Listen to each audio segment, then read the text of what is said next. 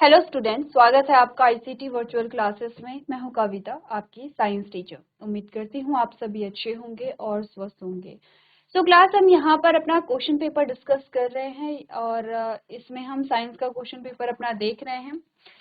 Science के question paper में हम बायो के क्वेश्चन यहाँ पे सॉल्व कर रहे हैं। जैसे कि आपको पता है प्रीवियस जो हमारे लेक्चर्स हैं वहाँ पर हमने हर बार यही डिस्कस किया है कि इस क्वेश्चन पेपर में हम बायो के क्वेश्चन यहाँ पे सॉल्व कर रहे हैं। हमने कुछ क्वेश्चंस यहाँ पे सॉल्व भी किए हैं, ठीक है। तो जो यहाँ पर इंस्ट्रक्शंस हैं क्वेश्चन पेपर में वो हम डिस्कस कर चुके हैं। हम डायरेक्टली अपना क्वेश्चन पेपर जो है वो स्टार्ट करेंगे। देखो, इंस्ट्रक्शन आपको इतने दिए हैं जिसमें आपको बताया गया है कि जो क्वेश्चन पेपर है वो 80 नंबर का आपके पास आता है, ठीक है। और समय जो है वो 2.5 घंटे का समय आपके पास होता है। सारे जो प्रश्न है वो अनिवार्य हैं और वो कितने नंबर के हैं वो उस क्वेश्चन के आगे यहाँ पर आपको बता रखा है। सबसे पहला क्वेश्चन आपके पास बहुविकल्पी प्रश्न आते हैं, ठीक है। और इन बहुविकल्पी प्रश्नों में आपने जो क्वेश्चन सॉल्व कर लिए हैं मैं उन्हें मार्क कर रही हूँ। सबसे पहले लाइकेन से रिलेटेड क्वेश्चन आपके पास आया है, ठीक है। चलो, नेक्स्ट क्वेश्चन ये है जो यहाँ पर लिंग निर्धारण से संबंधित क्वेश्चन आए हैं। चलो, नेक्स्ट है यहाँ पर युग्मक में पाए जाने वाले केंद्रकों की संख्या आपसे पूछी गई है। चलो, क्वेश्चन नंबर 1 में हमने यहाँ पर देखे हैं जो क्वेश्चन हमारे बायो के थे। क्वेश्चन नंबर 2 जो रिक्त स्थान आपके पास आते हैं यहाँ पर आपके केमिस्ट्री और फिजिक्स के क्वेश्चन हैं, तो हम आगे बढ़ेंगे। क्वेश्चन नंबर 3 देखो जिसमें हमने यहाँ पे सत्य और असत्य के बारे में बात की है, ठीक है। क ख ग घ यहाँ पर ये भी आपके पास केमिस्ट्री और फिजिक्स से क्वेश्चन आए हैं, ठीक है। क्वेश्चन नंबर 4 से आ जाओ। क्वेश्चन नंबर 4 में जो आपका क्वेश्चन है, अब यहाँ तक है। इससे पहले के जो क्वेश्चन थे यहाँ पर, जैसे कि आपका जो हर एक बहुविकल्पी प्रश्न है वो 1-1 नंबर के लिए था, ठीक है। रिक्त स्थान जो है वो आपके 4 नंबर के लिए है, क्योंकि 4 सेगमेंट है तो हर एक रिक्त स्थान जो है वो 4 नंबर के लिए आपसे पूछा गया है। अगर हम सत्य और असत्य को देखें यहाँ पर, तो ये भी आपके पास 4 नंबर के लिए आया है। और आपने कहा कि हर एक जो सत्य और असत्य है या हर एक जो स्टेटमेंट है वो आपके 1 नंबर के लिए, यानी कि ये 1 number 1 number 1 number 1 number, total 4 number हो गए हैं। आ जाओ क्वेश्चन आंसर्स पे। क्वेश्चन नंबर 4 से स्टार्ट हो जाते हैं आपके प्रश्न और उत्तर। क्वेश्चन नंबर 4 से आपके 2 नंबर के प्रश्न शुरू हो जाते हैं। 2 नंबर के लिए आपसे क्वेश्चन पूछा गया है। आपसे कहा गया है कि विषाणु द्वारा होने वाले किन्हीं 2 रोगों के नाम लिखिए। Right the name of 2 disease caused by viruses. ये आपको होमवर्क में दिया गया था कि वायरस से होने वाले किन्हीं 2 रोगों के नाम लिखिए। क्या रोग हैं वो आपसे बोला गया था। आपको कम से कम 5 जो यहाँ पे रोग हैं उनके नाम लिख के लेकर के आने चाहिए थे। तो ये आपने कर लिया होगा। आगे हम यहाँ पर बढ़ेंगे, ठीक है। क्वेश्चन नंबर 6 पे आ जाओ। क्वेश्चन नंबर 6 आपका बायो का क्वेश्चन है। 2 नंबर के लिए आपसे ये प्रश्न पूछा गया है और इसमें कहा है कि निम्नलिखित फसलों को खरीफ और रबी फसलों में वर्गीकृत कीजिए। देखो, आपका पहला जो चैप्टर है, ठीक है, क्रॉप से रिलेटेड, उससे आपके पास क्वेश्चन आया है यहाँ पे। क्रॉप प्रोडक्शन से रिलेटेड जो है, यानी कि फसल उत्पादन से संबंधित जो है, उसमें आपको बोला गया कि फसल जो है वो 2 प्रकार की होती है। खरीफ की फसल होती है और रबी की फसल होती है। और आपको यहाँ पे खरीफ और रबी की फसल के अकॉर्डिंग क्या करना है, यहाँ पे ये जो आपके ऑप्शन है उन्हें यहाँ पर अरेंज करना है। मक्का है, धान है, सरसों है, मटर है, चना है, गेहूं है, मूंगफली है, कपास है। तो देखो सिंपल सा है, एक जगह आप लिखेंगे रबी की जो फसल है, रबी फसल, ठीक है, ऐसे कॉलम बनाएंगे। और ये जो आप कौन से वाले ऑप्शन, ये सारे जो ऑप्शन हैं आप रबी की फसल में लिखेंगे। दूसरा कॉलम जो है वो खरीफ फसल का है और खरीफ की जो फसल है वो आप यहाँ पर लिखेंगे। तो ऐसा कॉलम बनाना है। रबी की फसल, जो ऑप्शन आपके रबी की फसल में आते हैं वो आप यहाँ लिखेंगे, जो ऑप्शन आपके खरीफ की फसल में आते हैं वो आप यहाँ लिखेंगे, ठीक है। मैं आपको एक बार फिर से दे रही हूँ ऑप्शंस देखने के लिए। अच्छे से देखो, यहाँ पर ये सारे आपके ऑप्शंस हैं, इनको आपको अरेंज करना है। अच्छा देखो, करना कुछ भी नहीं है। देखो, अच्छे क्वेश्चन है आपके पास। इस क्वेश्चन में आपको सब कुछ दिया गया, आपको क्वेश्चन भी आपसे पूछा गया है, आंसर भी आपको दिया गया है, बस आपको अरेंज करना है। यहाँ पर सारी चीजें आपके सामने है। यहाँ पे चलो एक बार कोशिश करो खुद से यहाँ पर इसको अरेंज करने की।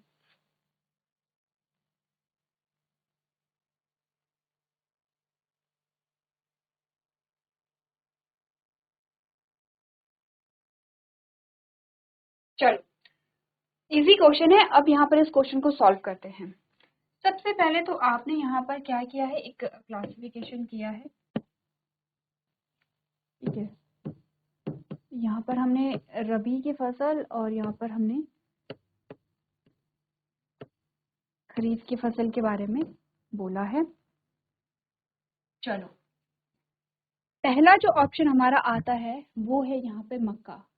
मक्का क्या है, रबी की फसल है या खरीफ की फसल है? अच्छा, रबी की फसल और खरीफ की फसल में देखो रटना नहीं है, चीजों को समझना है, क्योंकि ये जो हमारा पहला चैप्टर है जो क्रॉप प्रोडक्शन से रिलेटेड जो हमारा चैप्टर आता है, ठीक है, जो हमारा यहाँ पे पहला जो चैप्टर आता है क्रॉप प्रोडक्शन से रिलेटेड, ये क्योंकि हमारी डेली लाइफ से रिलेटेड है, ये हम देखते चले आ रहे हैं। चलो आपने अगर नहीं भी देखा है फसल उगाना या फार्मिंग करना, तो आपने गार्डनिंग करते हुए देखा होगा अपने घरों में अपने बड़ों को। और आप अपने घरों में अपने पेरेंट्स से, ग्रैंड पेरेंट्स से पूछ सकते हैं कि जो फसल है वो कैसे उगाई जाती है, क्या क्या उसके स्टेप्स होते हैं। मैक्सिमम जो बच्चे हैं यहाँ पे उन्होंने देखा होगा कि फसल को कैसे उगाया जाता है, अपने आसपास देखा होगा, अपने घर में आपने देखा होगा, ठीक है। अब ये तो हमें पता है कि देखो इतनी डिटेल, अभी आपने चैप्टर पढ़ लिया है, अब आपको डिटेल भी पता होनी चाहिए। लेकिन चलो ठीक है, क्योंकि आपने खुद से काम नहीं किया है तो इतनी डिटेल हमें नहीं पता होती, लेकिन हमें ये तो पता होता है कि किस सीजन में कौन सी फसल बोई जाती है। इतना हमें याद रहता है कि अच्छा गर्मियों में ये वाली फसल बोई जाती है, रेनी सीजन में ये वाली फसल बोई जाती है। तो हम मौसम से क्या करते हैं, यहाँ पे रिलेट करते हैं कि किस सीजन में या किस मौसम में कौन सी फसल बोई जाती है। अगर हम रबी और खरीफ की फसल के बारे में बात करें तो देखो थोड़ा सा समझो रबी और खरीफ की फसल के बारे में। रबी की जो फसल होती है वो बोई जाती है अक्टूबर से लेके नवंबर के बीच में। क्या की जाती है, बुआई की जाती है, बोया जाता है इस फसल को। और ये फसल फिर क्या होती है, पौधे यहाँ पे उगेंगे, ठीक है, जर्मिनेट होंगे और धीरे धीरे उनकी ग्रोथ होगी, वो बढ़ेंगे पौधे। फिर धीरे धीरे पौधों में क्या आएंगे, फूल आएंगे, फली लगेगी, बीज पक करके तैयार होंगे। और जब कटाई होती है तो कटाई का जो टाइम होता है वो मार्च से ले करके अप्रैल का टाइम होता है। तो रबी की जो फसल है वो अक्टूबर नवंबर में बोई जाती है और मार्च अप्रैल में यहाँ पे काटी जाती है। खरीफ की फसल में हमने कहा जून या जुलाई का जो टाइम है, ठीक है, वहां पर खरीफ की फसल बोई जाती है और काटी कब जाती है, वही अक्टूबर।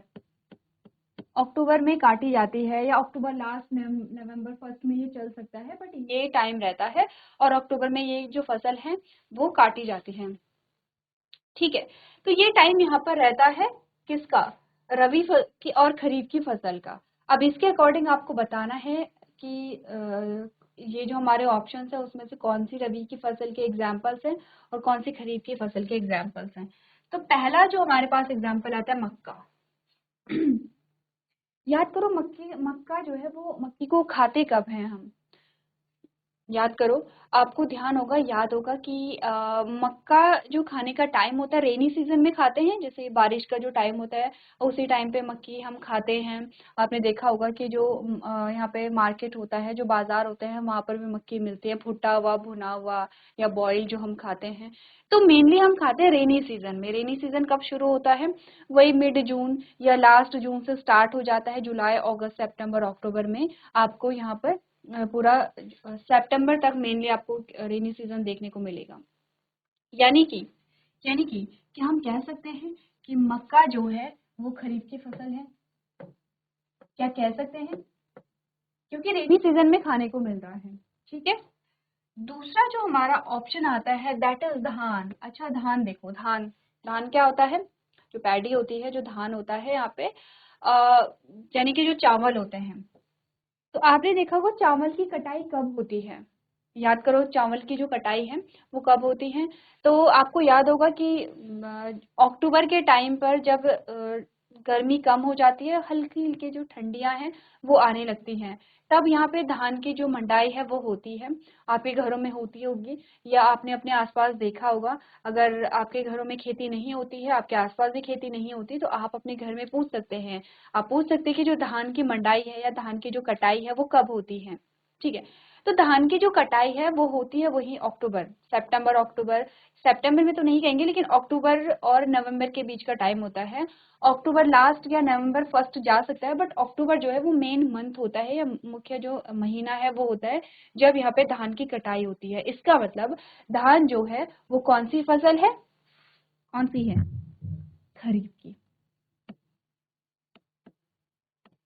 ठीक है, ये रेनी सीजन में खाया जा रहा है, इसको अक्टूबर में यहाँ पे काटा जा रहा है। तो रेनी सीजन में धान भी तो था, उस टाइम पे धान में फली लगी थी। ठीक है, तो आपने कहा कि यहाँ पर क्या है, धान जो है वो खरीफ की फसल है।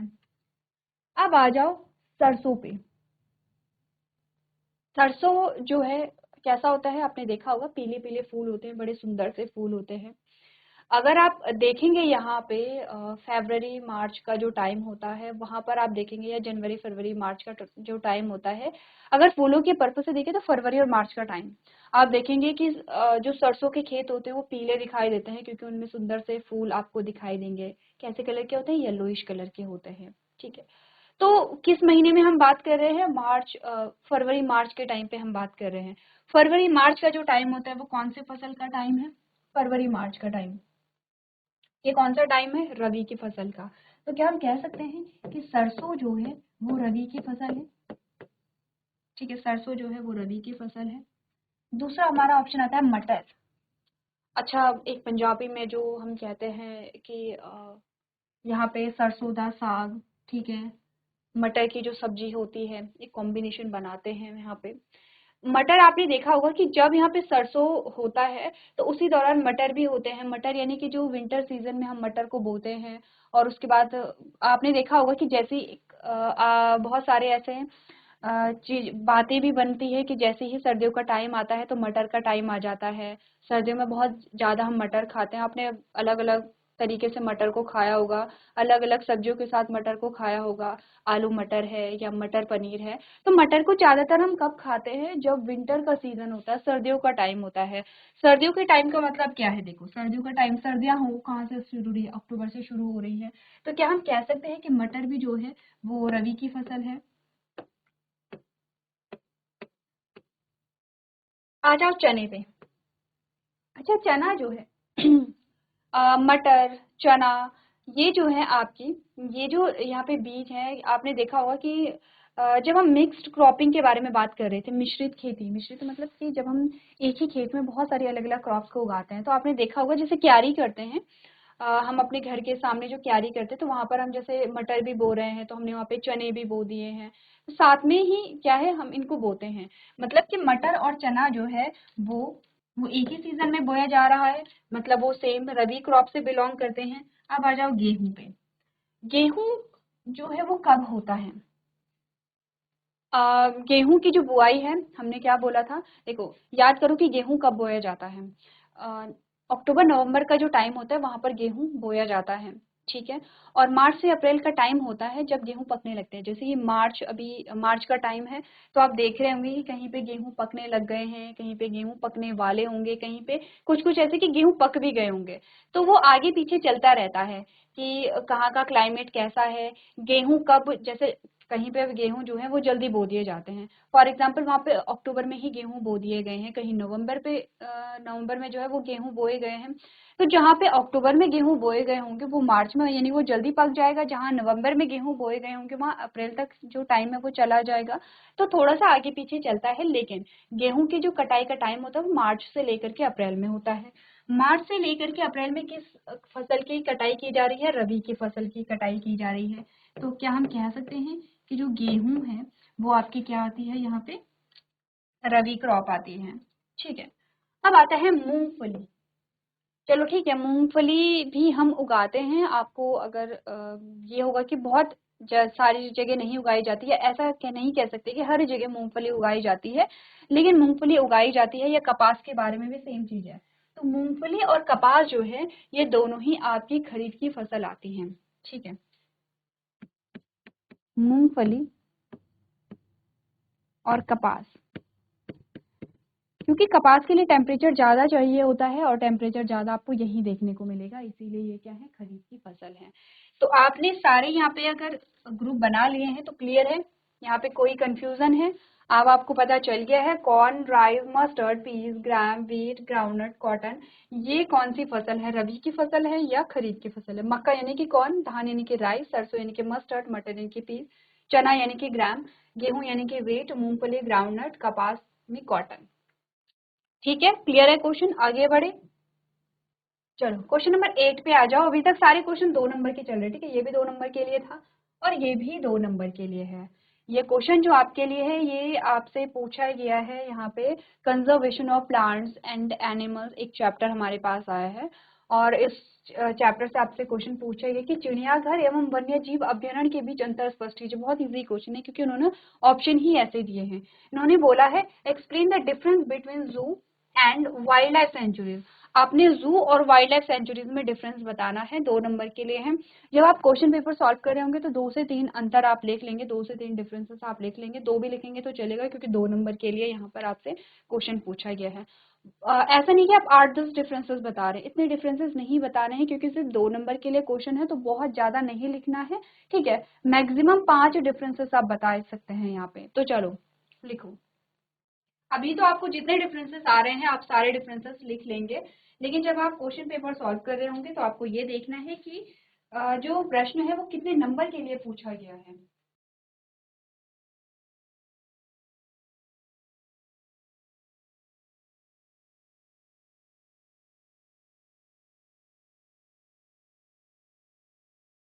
चलिए देखो, डिफरेंसेस की बात करें तो आंसर आपको खुद ही करना है, हम यहाँ पर डिस्कस कर लेते हैं इसका आंसर क्या है। सबसे पहले तो बात करते हैं यहाँ पे चिड़ियाघर और वन्यजीव अभ्यारण्य क्या है। स्टार्ट करते हैं वन्यजीव अभ्यारण्य या वाइल्ड लाइफ सेंचुरी से। वाइल्ड लाइफ सेंचुरीज जो है ये भी एनिमल्स की ही बात करता है, एनिमल के कंजर्वेशन की बात करता है। जू जो है ये भी एनिमल से रिलेटेड है, तो एक सिमिलैरिटी तो ये है कि दोनों ही एनिमल से रिलेटेड हैं, इसीलिए शायद इन दोनों में डिफरेंसेस आपसे पूछा गया है क्योंकि दोनों ही एनिमल से रिलेटेड है, लेकिन डिफरेंस क्या, अंतर क्या है वो हमें बताना है। वाइल्ड लाइफ सेंचुरीज जो है, डिफरेंसेस स्टार्ट करते हैं। वाइल्ड लाइफ सेंचुरीज जो है वो प्रोटेक्टेड एरियाज में से एक है। आपने कहा था जब हमने संरक्षित स्थानों की बात की थी तो हमने वाइल्ड लाइफ सेंचुरीज की बात यहाँ पे की है, ठीक है, जिसको आप वन्यजीव अभ्यारण्य कहते हैं। हमने नेशनल पार्क की बात यहाँ पे की है। तो आपने कहा कि यहाँ पर ये क्या होते हैं, संरक्षित स्थान है या प्रोटेक्टेड एरियाज है जिनको संरक्षण के लिए बनाया गया है, जीवों के संरक्षण के लिए। क्योंकि वाइल्ड लाइफ की बात कर रहे हैं तो ये क्या कर रहे हैं, जो जंगली जीव हैं, जो भी जंगलों में रहते हैं, जिनका नेचुरल हैबिटाट ही जंगल में है, उनके संरक्षण के लिए बनाया गया है वाइल्ड लाइफ सेंचुरीज, ठीक है। इसके अलावा बायोस्फीयर रिजर्व के बारे में भी हमने बात की थी और हमने बात की थी कि बायोस्फीयर रिजर्व बहुत बड़े भूभाग होते हैं, इन्हीं के अंदर आपको वाइल्ड लाइफ सेंचुरीज और नेशनल पार्क भी देखने को मिल जाएंगे। एग्जाम्पल हमने यहाँ पर देखा था कौन सा, पंचमढ़ी बायोस्फीयर रिजर्व जो है। तो पंचमढ़ी बायोस्फीयर रिजर्व में आपने कहा ये इतने बड़े भूभाग होते हैं कि इसके अंदर वाइल्ड लाइफ सेंचुरीज भी आती हैं, नेशनल पार्क भी आते हैं। चलो ये तो बात है प्रोटेक्टेड एरियाज के बारे में। डिफरेंसेस देखो कि क्या डिफरेंस होता है नेशनल वाइल्ड लाइफ सेंचुरीज और जू में। सबसे प्रिमिटिव, सबसे इम्पॉर्टेंट डिफरेंस तो ये है कि वाइल्ड लाइफ सेंचुरीज में जो एनिमल्स होते हैं उनको उनके नेचुरल हैबिटाट में ही कंजर्व किया जाता है, उन्हें कहीं किसी दूसरी जगह नहीं लेके जाया जाता है, पूरा एरिया ही यहाँ पे कंजर्व हो रहा है, ठीक है। क्या है कि वाइल्ड लाइफ सेंचुरीज में हम जो जीव हैं या वन्यजीव अभ्यारण्य में जो जीव हैं उनको उनके प्राकृतिक आवास में ही संरक्षित किया जाता है, जबकि जू जो है एक आर्टिफिशियल हैबिटाट बनाया जाता है एनिमल्स के लिए। जू जो है या जो चिड़ियाघर है वो यहाँ पे नेचुरल हैबिटाट नहीं होता है किसी भी एनिमल का, वो क्या है यहाँ पे एक आर्टिफिशियल या कृत्रिम आवास बनाए जाते हैं जीवों के लिए, ठीक है।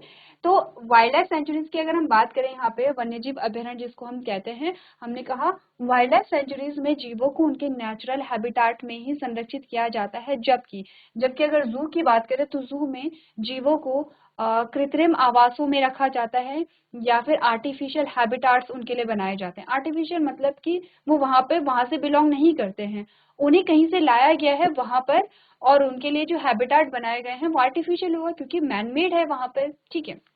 पहला डिफरेंस तो ये है। दूसरा डिफरेंस ये है कि वाइल्ड लाइफ सेंचुरीज में वही जीव रहते हैं जो वहाँ के क्या होंगे, लोकल होंगे, जो लोकल एनिमल्स वहाँ पे होंगे। ऐसा नहीं कि कहीं किसी दूसरी कंट्री से या किसी दूसरी जगह से लेकर के हम वाइल्ड लाइफ सेंचुरीज में एनिमल्स को रख रहे हैं, नहीं। वाइल्ड लाइफ सेंचुरीज में जो भी, अब एक वाइल्ड लाइफ सेंचुरीज नहीं होती है, ये हम जानते हैं, बहुत सारी वाइल्ड लाइफ सेंचुरीज हैं, अलग अलग स्टेट में हम पढ़ते हैं। हमने कहा कि वाइल्ड लाइफ सेंचुरीज में वही एनिमल आते हैं जो वहाँ के लोकल एनिमल्स होंगे, जो वहाँ से बिलोंग करते हैं, जिनका बर्थ वहाँ पे हुआ है और वो वहीं सर्वाइव कर रहे हैं। जबकि जू में जो एनिमल्स आते हैं वो डिफरेंट प्लेसेस से या डिफरेंट कंट्री से लेकर के वहाँ पे आते हैं। ठीक है, दो डिफरेंसेस हो गए हैं। पहला डिफरेंस ये है कि वाइल्ड लाइफ सेंचुरीज में जीवों को जो है उनके नेचुरल हैबिटेट या प्राकृतिक आवास में संरक्षित किया जाता है। जू में जो है वो एनिमल्स को प्राकृतिक आवास में नहीं रखा जाता है, बल्कि कृत्रिम आवास या आर्टिफिशियल हैबिटेट में रखा जाता है। दूसरा डिफरेंस ये है कि जो वाइल्ड लाइफ सेंचुरीज में जो जीव होंगे वो वहाँ के लोकल होंगे, लोकल एनिमल्स होंगे, कहीं बाहर से नहीं आएंगे, वो वहीं के होंगे। ठीक है, जो वहाँ वहीं से बिलोंग करते हैं। जबकि जू में जो एनिमल्स होते हैं वो डिफरेंट प्लेसेस से लेकर के आते हैं, या डिफरेंट कंट्री से भी लेकर के आ सकते हैं। आप देखेंगे जब आप जू में जाते हैं, वहीं आपको टाइगर भी दिखेगा, आपको लायन भी दिखेगा, आपको एलिफेंट भी दिखेगा, आपको डियर यानी कि हिरन भी दिखेगा, आपको बहुत सारे एनिमल्स वहीं पर दिख जाएंगे। ठीक है। तो आपने कहा कि वहाँ पे क्या होंगे, आपको अलग अलग जीव जो है वो मिलेंगे। तीसरा डिफरेंस है कि वाइल्ड लाइफ सेंचुरी जो बहुत बड़ा एरिया होता है, बहुत बड़े भूभाग होते हैं। कंपैरेटिवली जू जो है वो छोटा एरिया होगा। ठीक है, वाइल्ड लाइफ सेंचुरीज जितना बड़ा नहीं होगा, छोटा एरिया यहाँ पर होता है। चौथा डिफरेंस जो है, वाइल्ड लाइफ सेंचुरीज में आप ऐसे ही बिना परमिशन के नहीं जा सकते हैं या बिना सुरक्षा के नहीं जा सकते हैं। वाइल्ड लाइफ सेंचुरीज में आपको परमिशन लेनी है, और आप अगर जा रहे हैं तो अपनी सेफ्टी के पूरे जो चीजें हैं वो आप लेकर के जाएंगे। जबकि जू जो है, जू में एनिमल्स को पब्लिक एग्जीबिशन के लिए रखा जाता है। आप जू में जाते हैं और वहां पर आप एनिमल्स को देख सकते हैं। ठीक है, जू इसीलिए बनाए जाते हैं कि ताकि आप जो एनिमल्स हैं उनको उनका एग्जीबिशन किया जाए बेसिकली वहाँ पे। ठीक है, ऐसे ही दोनों में डिफरेंसेस बहुत सारे आपको मिलेंगे। एक जनरल आइडिया हमने यहाँ पे ले लिया है और डिस्कस हमने किया है कि वाइल्ड लाइफ सेंचुरीज और जू में क्या डिफरेंसेस यहाँ पर आते हैं। ठीक है, क्लियर है इतना? आगे बढ़े। क्वेश्चन नंबर 9 जो है वो भी 2 नंबर का क्वेश्चन आपके पास आता है यहाँ पे। ये क्वेश्चन जो है वो आपके रिप्रोडक्शन से रिलेटेड है, जिसमें आपसे पूछा गया है कि कार्याकरण किसे कहते हैं, या व्हाट इज मेटामॉर्फोसिस। मेटामॉर्फोसिस हमने पढ़ा है। ठीक है, आपको बताना है मेटामॉर्फोसिस क्या होता है, एग्जाम्पल्स भी आपको देने हैं कि मेटामॉर्फोसिस किस में देखा जा सकता है या किस में देखा है आपने। तो ये आपके लिए होमवर्क में होगा, क्वेश्चन आप लोग नोट कर लेंगे। तो आज के सेशन में हम इतना ही करेंगे। अभी तक क्लास में बने रहने के लिए आपका धन्यवाद।